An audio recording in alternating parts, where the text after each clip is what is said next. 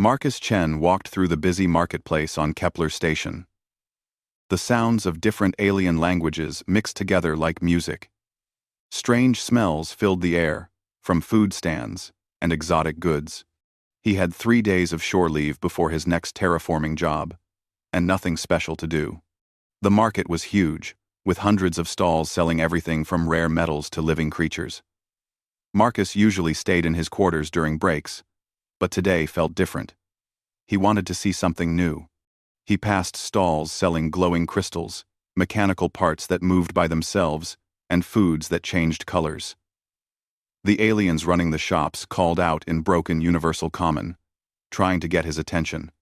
Most ignored him when they saw he was human. Humans were new to galactic trade, and not very rich compared to older species. Marcus stopped at a large tent with cages stacked high. Live animals filled every cage. Some he recognized. Others looked like nothing from Earth. A tall, thin alien with 4 arms and blue skin stood behind a counter. This was a Zephyrian. Marcus knew from his cultural training. "You buy, yes?" The Zephyrian said in choppy common. "I have best creatures in all station. Fighting beasts, guard animals, very exotic pets." Marcus looked at the expensive cages. Beautiful bird-like creatures with rainbow feathers cost 500 credits each. Massive wolf things with metal claws were marked at 1,000 credits. Everything was way beyond his engineer's salary. "Just looking," Marcus said politely. The vendor's face showed disappointment. "Ah, human budget. I understand. Maybe you look at discount section?" He pointed to a corner with smaller, sadder cages. Marcus felt sorry for the vendor and walked over to the cheap section. Most cages held sick or injured animals. Their eyes looked tired and hopeless. Marcus frowned. He did not like seeing suffering, even in alien creatures. In the last cage, something caught his attention. A small, dragon-like creature lay curled up on dirty straw. It was maybe the size of a house cat, with dark red scales that looked dull and lifeless. Its wings were thin and had holes in them. One of its horns was broken. But its eyes were different. They were golden and bright, and they looked directly at Marcus with clear intelligence. Not the empty stare of a dumb animal, but the gaze of something that understood the world around it. "What about this one?" Marcus asked, pointing at the small dragon. The Zephyrian vendor made a sound like a laugh, but not a happy one. "That thing is Corvani Battle Drake, but defective. Cannot fight, cannot breathe fire, will not grow big like proper Drake. Completely useless." Marcus knelt down next to the cage. The little dragon watched him carefully but did not move away. Up close, he could see it was breathing hard, like it was sick. "What happens to defective ones?" Marcus asked. "Only good for ritual sacrifice," the vendor said, waving a hand like it did not matter. "Many species sacrifice bad drakes to machine spirits before big engineering work, supposed to bring good luck and make machines work better. Old tradition." Marcus felt sick at those words. The small dragon's eyes seemed to understand what the vendor was saying. It looked at Marcus with something that might have been hope. "How much?" Marcus asked quietly. "For sacrifice Drake? 3 credits only.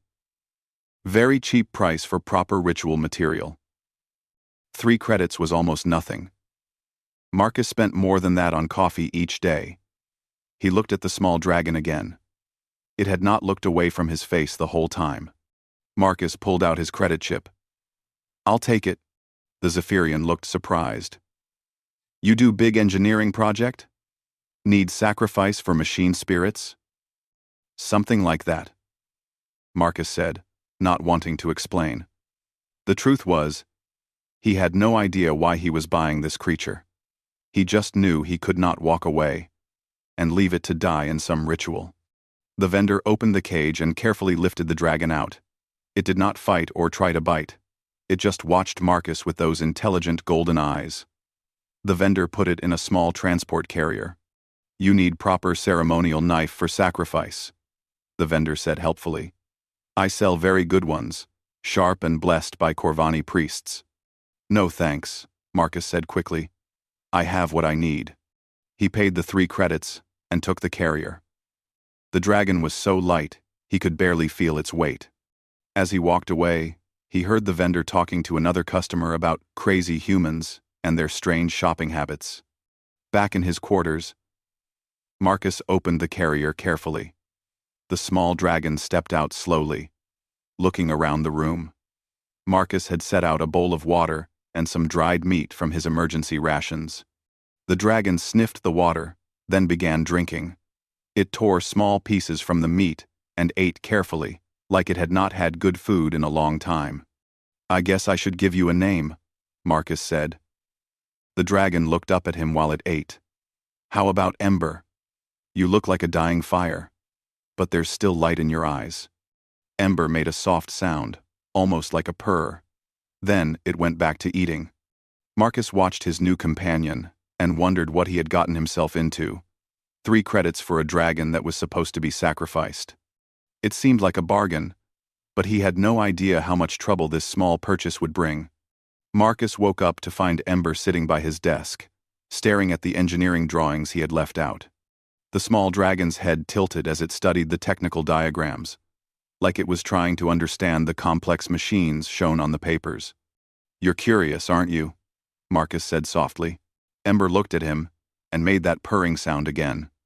Over the next 2 days, Marcus learned more about his new companion. Ember was smart. Much smarter than any pet Marcus had ever seen. The dragon learned to open simple latches, could find hidden treats by solving puzzles, and seemed to understand when Marcus talked to him. But Ember was also very sick. He coughed often and moved slowly. His scales were dull and some were falling out. Marcus tried to find medicine, but the station's veterinary clinic only treated common species. Nobody knew how to help a battle drake. On his second day, Marcus visited the station's library computer to research Corvani battle drakes. What he found made him uncomfortable. Battle drakes were considered sacred by many alien species. The big, healthy ones were worth millions of credits. They could breathe fire hot enough to melt steel, fly faster than most ships, and were incredibly strong. Wealthy aliens kept them as symbols of power and used them in important ceremonies. But the drakes that could not fight or breathe fire were seen as cursed. Ancient traditions said these failed drakes carried bad luck that could ruin any project. The only way to remove the curse was to sacrifice them to the machine spirits before starting major engineering work. The sacrifice ritual was taken very seriously. The chief engineer of a project had to personally kill the drake with a blessed knife. This was supposed to make the machines work perfectly and protect everyone from accidents. Marcus felt sick reading about it. On Earth, humans had moved past animal sacrifice thousands of years ago. But for dozens of alien species, it was still a normal part of big construction projects. He was reading more details when his door chimed. Marcus quickly closed the computer files and opened the door. His supervisor, Commander Torres, stood outside with a serious expression. "Chen, we need to talk," she said, stepping into his quarters. She stopped when she saw Ember sitting on Marcus's bed. "Is that what I think it is?" "It's just a small dragon," Marcus said carefully. "That's a battle drake, Marcus. Where did you get it?" Torres moved closer to examine Ember, who watched her but did not seem afraid. Marcus explained about the marketplace and the 3 credits. Torres listened with growing concern on her face. "Marcus, do you have any idea what you've done?" she asked when he finished. "We're starting the Xerion 7 terraforming project next week. The Corvani Republic is our main partner on this job. They're providing half the equipment and all the atmospheric processors. What does that have to do with Ember?" "Ember?" Torres shook her head. "Marcus, you named a sacrifice drake? This is worse than I thought." She sat down heavily in his chair. "The Corvani have strict traditions about major engineering projects. They will expect a proper sacrifice ritual before we start up their machines." Marcus felt his stomach drop. They want me to kill him? You're the chief terraforming engineer. According to their customs, you have to perform the ritual personally. If you refuse, they might cancel the whole project. That's a billion-credit contract, Marcus. It could end your career. I Mancher. After Torres left, Marcus sat on his bed next to Ember. The small dragon seemed to sense his worry and moved closer to him. I won't let them hurt you, Marcus whispered. But he did not know how he could keep that promise. The next day brought more problems. Word had spread about Marcus's pet drake. Other humans on the station thought he was being foolish about alien customs. They said he should just do the ritual and buy a normal pet instead. The alien community was even more upset. A group of Corvani traders came to his quarters to see the drake for themselves. Their leader, a tall alien with gray skin and 6 arms named Thektar, examined Ember carefully. This drake is indeed defective, Thektar said in perfect common. But it is still suitable for sacrifice. In fact, its weakness makes it more pleasing to the machine spirits. They prefer offerings that cannot fight back. I'm not going to kill him, Marcus said firmly. Thektar's 4 eyes widened in shock. Human, you do not understand. This creature carries misfortune. Keeping it alive near machines is extremely dangerous. Your terraforming project will fail without proper appeasement of the spirits. That's superstition, Marcus replied. Superstition? Thektar's voice rose. Our atmospheric processors are the most advanced in the galaxy. They have worked perfectly for 3,000 years because we follow the proper rituals.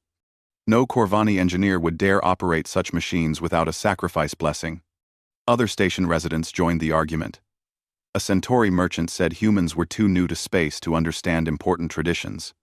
A vegan trader worried that breaking the ritual would anger the machine spirits and cause accidents throughout the station.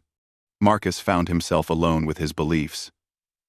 Even his own crew thought he was being unreasonable. They said one small animal was not worth risking a billion-credit project and hundreds of human jobs.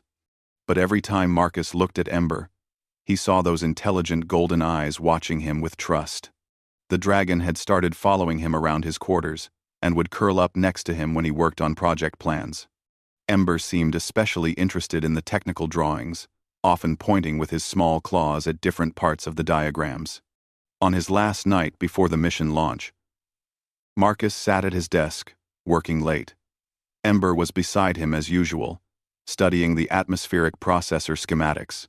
Marcus noticed the dragon kept touching the same section of the drawings. The harmonic resonance controls that kept the big machines running smoothly. You understand this, don't you? Marcus asked quietly. You're not just looking at pretty pictures. You actually know what these machines do. Ember made a soft sound and touched the diagram again. His golden eyes looked up at Marcus with an expression that seemed almost frustrated, like he wanted to explain something but could not find a way. Marcus made his decision that night. He did not care what it cost him. He would not sacrifice an innocent, intelligent creature just to follow someone else's tradition. Tomorrow they would travel to Zirion 7, and somehow he would find a way to protect Ember without destroying his career or the terraforming project. He just had to hope that his human values of compassion and respect for life would be enough to overcome 3,000 years of alien tradition. The transport ship arrived at Zirion 7 3 days later. Marcus stood at the observation window, looking down at the planet that would become humanity's newest colony. The world was beautiful but deadly. Its atmosphere was full of poisonous gases that would kill any human in minutes. Ember sat on Marcus's shoulder, also looking out the window. The small dragon had grown stronger during the trip. His scales were brighter now, and he coughed less often. Good food and care were helping him heal. Chief Engineer Chen, please report to the main conference room, came the announcement over the ship's speakers. Marcus sighed. He had been avoiding this meeting, but it could not wait any longer. He gently moved Ember to his travel carrier. Stay quiet, okay? This is going to be difficult enough. The conference room was full of humans and Corvani. The Corvani were tall, gray-skinned aliens with multiple arms and serious expressions. Their leader, Thektar, sat at the head of the table next to Commander Torres. "Ah, Chief Engineer Chen," Thektar said when Marcus entered. "We were just discussing the ritual preparation. My team has prepared the sacred altar and blessed the ceremonial knife. We can perform the sacrifice ceremony tomorrow morning before activating the atmospheric processors." Marcus sat down slowly. Every eye in the room was on him. His human colleagues looked worried. The Corvani looked confident that everything would go according to plan. "About that," Marcus began carefully. "I've been thinking we might not need the ritual." The room went completely quiet. Thektar's 4 eyes blinked in sequence. A sign of confusion among his species. "Not need the ritual?" Thektar repeated. "Chief Engineer, perhaps you do not understand the importance. Our atmospheric processors cost 2 billion credits each. They will transform this entire planet's air into something humans can breathe. Such powerful machines require proper spiritual protection." Dr. Sarah Kim, the mission's biologist, leaned forward. "Marcus, just do it. It's one small animal versus the future of human expansion in this sector. The Drake is sick anyway," added Chief Mechanic Rodriguez. "You'd probably be putting it out of its misery." Marcus felt trapped. Everyone expected him to follow the plan. It would be easy, a quick ceremony, and then they could get on with their work. No one would blame him for following established procedures. But he thought about Ember waiting in his quarters, probably watching the door and wondering when Marcus would return. The dragon trusted him completely. "I can't do it," Marcus said quietly. The reaction was immediate. Half the humans at the table started talking at once, their voices rising in argument. The Corvani sat in stunned silence. Thektar raised one of his 6 hands for quiet. "Chief Engineer, you cannot be serious. This is not a matter of personal preference. The safety of everyone on this project depends on following proper procedures. It's a matter of conscience." Marcus replied. "I won't kill an innocent creature just because tradition says I should." "Innocent?" Thektar's voice became sharp. "That creature carries the curse of failure. Every day it lives near our machines increases the danger. Already, some of our equipment has shown minor malfunctions during the voyage here." Marcus had heard about those malfunctions, small computer glitches and power fluctuations that the engineers could not explain, but he refused to believe they were caused by Ember's presence. Commander Torres tried to mediate. "Marcus, maybe we can compromise. What if someone else performs the ritual? Thektar could do it. Or I could." "No," Thektar said firmly. "The ritual must be performed by the chief engineer of the project. That is the law of our ancestors, written in the sacred texts. The machine spirits will only accept a sacrifice from the one who will command their operation." The argument continued for 2 hours. Marcus's colleagues tried every approach they could think of. They appealed to his sense of duty, his career ambitions, and his loyalty to humanity's expansion into space. The Corvani explained their traditions in detail, showing him ancient texts about the importance of machine spirit ceremonies. Nothing changed Marcus's mind. When the meeting finally ended, Thektar looked angry and worried. "Chief Engineer Chen," the Corvani said as others filed out of the room, "I will give you tonight to reconsider. But understand this. If you refuse to perform the ritual, my people will not activate the atmospheric processors. The project will fail, and it will be your responsibility." That night, Marcus walked through the ship's corridors with Ember riding on his shoulder. The dragon seemed to enjoy the gentle movement as Marcus walked. Other crew members stared at them, but no one spoke. Word of the conference room argument had spread quickly. In the observation lounge, Marcus found Dr. Kim staring out at Xerion 7's reddish surface. "You're making a mistake, Marcus," she said without turning around.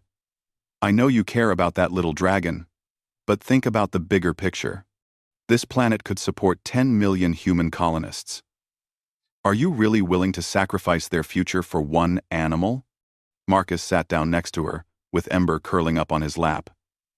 Sarah, what if the positions were reversed? What if aliens demanded we sacrifice a human child before they'd help us with some project? That's different. Humans are intelligent beings. So is Ember, Marcus said, stroking the dragon's scales. You should see how he studies my engineering diagrams. He understands what he's looking at. Ember, even if that's true, he's still just one individual against millions. Marcus was quiet for a moment. My grandfather told me a story once. During World War II, he helped hide Jewish families from the Nazis. People told him he was risking his life for strangers who didn't matter. He said something I've never forgotten. The moment we decide some lives don't matter, we lose the right to call ourselves human. Dr. Kim looked at Ember, who was watching their conversation with bright, attentive eyes.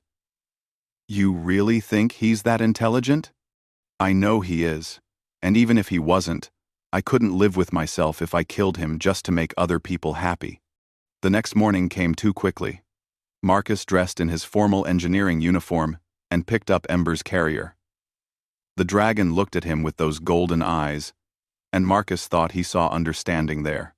Ember knew what day this was. The ritual site was set up in the main cargo bay. The Corvani had built a stone altar, decorated with intricate carvings. Hundreds of crew members from both species surrounded the area. The blessed knife lay on the altar, its blade gleaming under the lights. Marcus walked forward slowly, carrying Ember. His hands were shaking slightly, but his resolve was firm. He would not betray the trust of the small creature who had become his friend. Thektar stood beside the altar, wearing ceremonial robes. His expression was solemn, but expectant. This was the moment that would determine whether the terraforming project succeeded or failed. Marcus reached the altar and set down the carrier. Ember stepped out calmly and sat on the stone surface, looking directly at Marcus. The dragon did not try to run or hide. He simply waited, trusting his human friend to make the right choice. The cargo bay was completely silent. Hundreds of beings watched as Marcus reached for the ceremonial knife. His fingers closed around the handle, and he lifted it from the altar. Then, to everyone's shock, Marcus set the knife aside. Instead of raising it above the small dragon, he slowly knelt down beside the altar and placed his hand gently on Ember's head. I'm sorry, Marcus said quietly, speaking to Thektar but looking at Ember. I can't do this. I won't sacrifice him. That's when everything changed. The moment Marcus's hand touched Ember's head in a gesture of protection instead of sacrifice, the small dragon began to change. His dull scales started glowing with a soft red light from within. His golden eyes became brighter, almost like tiny suns. Then Ember opened his mouth and roared. The sound was impossible. This tiny, sick creature produced a roar that filled the entire cargo bay and seemed to shake the ship itself. But it was not just loud. It was musical, with harmonics and frequencies that made Marcus's bones vibrate in rhythm. Every piece of machinery in the cargo bay responded to the sound. Computer screens flickered in patterns that matched the dragon's roar. The lights pulsed with the same rhythm. Even the ship's engines, far away in the engine room, changed their humming to match Ember's song. The roar lasted for 30 seconds, then faded to a gentle, musical humming. Ember looked at Marcus with eyes that now blazed with inner fire. The dragon was still small, but he no longer looked weak or sick. His scales gleamed like polished metal, and his broken horn had somehow healed. The cargo bay erupted in chaos. Humans shouted in amazement and fear. Several Corvani fell to their knees, making sounds in their own language that Marcus did not understand. Only Thektar remained standing among his people. The tall alien stared at Ember with an expression of absolute shock. His 4 eyes were wider than Marcus had ever seen them. Impossible, Thektar whispered. This cannot be real. What just happened? Marcus asked, still kneeling beside the altar with his hand on Ember's head. The dragon leaned into his touch, purring with that musical quality. Thektar moved closer, his movements slow and reverent. Human, do you understand what you have done? What you have awakened? Do you moment? Two. I don't understand any of this, Marcus admitted. That is not a defective battle drake, Thektar said, his voice full of awe. That is a machine singer. A true machine singer. The first seen in over 300 years. The other Corvani began chanting in their ancient language. Marcus recognized some of the words from his cultural studies. They were prayers and expressions of wonder. Dr. Kim pushed through the crowd to get closer. Machine singer. Thektar struggled to find the right words in common. Long ago, before the age of ritual sacrifice, my people worked alongside creatures like this one. Machine singers could speak directly to technology, convince it to work perfectly through harmonic resonance. They were our partners in the greatest engineering projects of history. What happened to them? Marcus asked. We forgot the old ways, Thektar said sadly. As our technology became more complex, we began to fear the singers instead of respecting them. We started using sacrifice rituals to force machine spirits to obey us, rather than asking for their cooperation. The true machine singers went into hiding. We thought they had died out completely. Commandant said. Tradig B. Ember made a soft musical sound and looked directly at Thektar. The Corvani engineer gasped and stepped back. He understands us, Thektar said. He knows what we are saying. Commander Torres approached cautiously. What does this mean for our project? Before Thektar could answer, alarms began sounding throughout the ship. The intercom crackled to life with an urgent voice from the bridge. All senior staff to stations immediately. We're showing massive system improvements across all departments. Engineering reports that power efficiency has increased by 40%. Navigation says our computers are running calculations faster than should be possible. We need an explanation. Marcus looked at Ember, who was still humming quietly. Is he doing this? Machine singers do not control technology, Thektar explained. They communicate with it, form partnerships. Your ship systems are responding to his presence by working better than they ever have before. Over the next few hours, reports came in from all over the ship. Every system was performing beyond optimal specifications. The atmospheric processors, which had not even been activated yet, were showing perfect diagnostic readings. Equipment that had shown minor problems during the voyage was now working flawlessly. Marcus sat in his quarters with Ember perched on his desk, watching the dragon examine technical manuals with obvious interest. The small creature could not read human writing, but he seemed to understand the diagrams and schematics perfectly. You knew, didn't you? Marcus said quietly. You knew what you were all along. You were just waiting for someone to treat you with respect, instead of fear. Ember looked up from a diagram of atmospheric processor harmonic systems and made a sound that was definitely agreement. Dr. Kim entered without knocking, her face flushed with excitement. Marcus, you need to see this. I've been monitoring Ember's biological signs. His cellular structure is unlike anything in our databases. He's not just intelligent, he's practically a living computer, designed to interface with mechanical systems. Designed? Marcus asked. Maybe not designed, Kim corrected herself, but evolved specifically to work with technology. His vocal cords can produce frequencies that match electromagnetic patterns in computer systems. His brain shows neural pathways that mirror electronic circuits. Thektar arrived a few minutes later, carrying an ancient book with metal pages. I have been consulting our oldest records, he said. The legends of the machine singers tell us they only reveal their true abilities to those who show them genuine partnership and respect. And sacrifice? Marcus asked. The sacrifice rituals were created after the singers disappeared, Thektar admitted. We forgot the real way to work with machine spirits, so we tried to force their cooperation through blood offerings. For 300 years, We have been doing everything wrong." As if to prove the point, Ember began singing again. This time, it was softer, more complex. The sound filled Marcus's quarters with harmonic frequencies that made the walls themselves seem to vibrate in rhythm. Every electronic device in the room responded, from the lights, to the computer, to the life support systems. He's talking to them, Marcus realized. Actually, talking to the machines. Yes, Thektar said. This is how it was meant to be.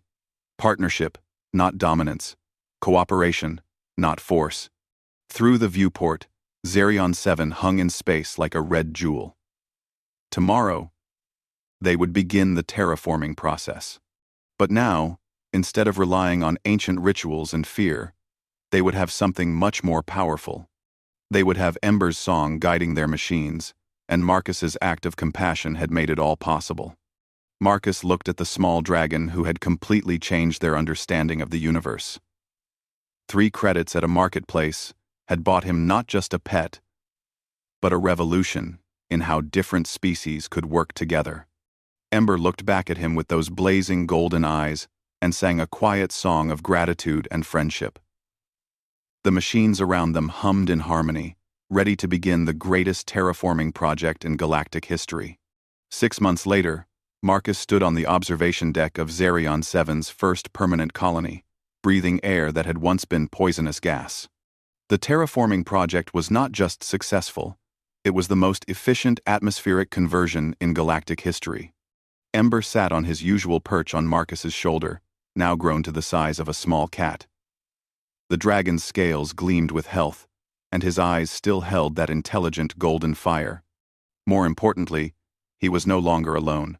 3 other machine singers had emerged from hiding in the past months. Word of Ember's awakening had spread throughout the galaxy, and these ancient creatures had begun seeking out engineers who treated them as partners rather than sacrifices. "The morning efficiency reports, Chief Engineer," said Lieutenant Park, handing Marcus a datapad. Marcus smiled as he read the numbers. Power consumption was down another 5% from last week, while output had increased by 12%. The atmospheric processors hummed with perfect harmonic resonance, guided by Ember's songs and those of his newly arrived companions.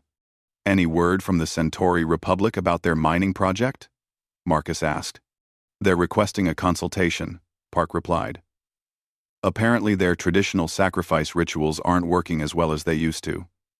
3 failed equipment starts in the past month." Marcus was not surprised. As news of the machine singers spread, more alien species were questioning their old ways. Some stubbornly stuck to sacrifice rituals, but their projects were failing more often now. It was as if the machine spirits themselves had decided to stop accepting blood offerings once they learned there was a better way. "Chief Chen," came a voice from behind him. Marcus turned to see Thektar approaching with a group of young Corvani engineers. The alien had become one of Ember's most devoted students, spending hours learning the old partnership techniques. "These are my apprentices," Thektar explained. "They wish to learn the true way of working with machine singers, as our ancestors did." Ember chirped a musical greeting to the young aliens. One of them, barely more than a child by Corvani standards, stepped forward nervously. "Honored singer," the young alien said in careful common, "would you teach us the harmony of the 3rd resonance pattern?" Ember tilted his head, considering. Then he began a complex song that made the entire observation deck vibrate with musical patterns. The atmospheric processors outside responded immediately, their operations shifting to demonstrate the harmonic principles Ember was teaching. Marcus watched the Corvani apprentices take detailed notes, their faces full of wonder. This was how it should be. Knowledge shared freely, cooperation instead of domination. Dr. Kim joined the group, carrying her latest research reports. "Marcus, you need to see this. I've been analyzing the efficiency improvements across all human colonies that have adopted the machine-singer partnership model." She handed him a chart that made his eyes widen. 40% average improvement in all major systems? That can't be right. It's right, Kim confirmed. And it's not just mechanical efficiency. Accident rates are down 60%. Equipment failures have dropped to almost zero. Worker satisfaction is through the roof because everyone feels like they're part of something special instead of just following old traditions. The success had not gone unnoticed by human leadership. Marcus had received orders to establish a machine singer training program, teaching other engineers how to work with the awakened dragons. The old way of forcing machine compliance was giving way to a new era of technological partnership. There's something else, Kim continued. I've been in contact with archaeologists on Corvani Prime. They've found evidence that machine singers weren't just partners to the Corvani. Remains suggest they worked with dozens of species throughout galactic history. What happened to change that? Marcus asked.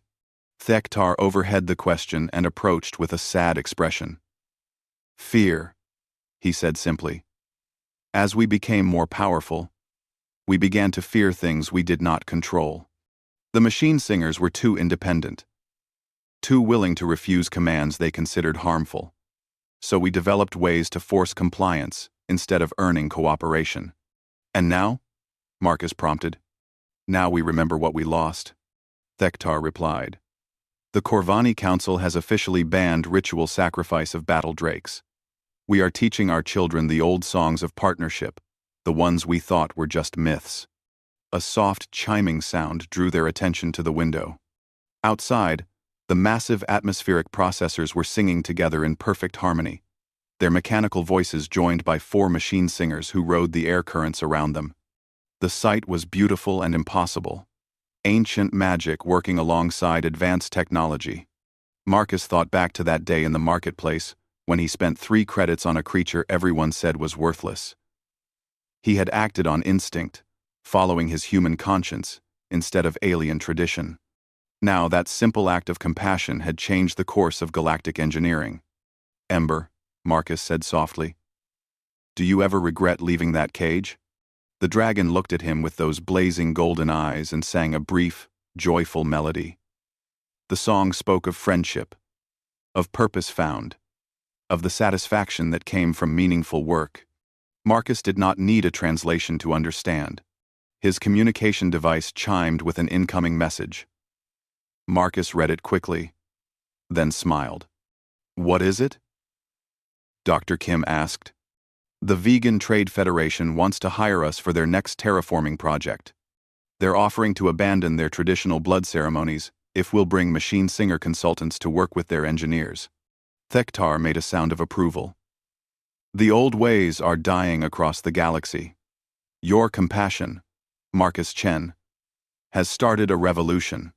Marcus looked out at Xerion 7's transformed landscape. Where once there had been poisonous wasteland, now green plants grew in carefully engineered soil. The air was clean and breathable. Millions of humans would soon call this place home. All because he could not bring himself to kill one small dragon. Not my compassion, Marcus corrected. Human compassion. We have a saying on Earth. The measure of a civilization is how it treats its most vulnerable members. I think that applies to all intelligent beings, not just our own species. I think that, Ember made a sound of agreement and nuzzled against Marcus's neck. The other machine singers outside continued their aerial dance with the atmospheric processors, their songs carrying across the colony and filling the air with music that spoke of cooperation, respect, and hope. As evening approached, Marcus made his daily walk through the colony with Ember riding on his shoulder. Human children stopped to pet the friendly dragon, while their parents nodded respectfully to the creature who helped make their new home possible.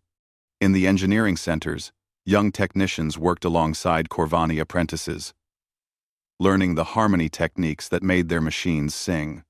The old barriers between species were breaking down as they discovered how much more they could accomplish together. Marcus paused at the central plaza, where a statue was being erected to commemorate the first successful machine-singer partnership in 3 centuries. The statue showed a human engineer kneeling beside a small dragon, his hand extended in friendship rather than dominance. "You know," Marcus told Ember, "I think this is just the beginning. There are probably machine singers hidden throughout the galaxy, waiting for someone to treat them with respect instead of fear." Ember chirped excitedly and pointed with one claw toward the stars. His meaning was clear. There was much more work to be done. Many more partnerships to forge. Marcus smiled and looked up at the night sky. Somewhere out there, other creatures waited in cages, labeled as worthless or defective by beings who had forgotten how to see their true value. But now the galaxy was beginning to remember an ancient truth that humans had never forgotten: that compassion and respect could accomplish far more than force and tradition ever could. And it had all started with 3 credits and the simple decision to be kind.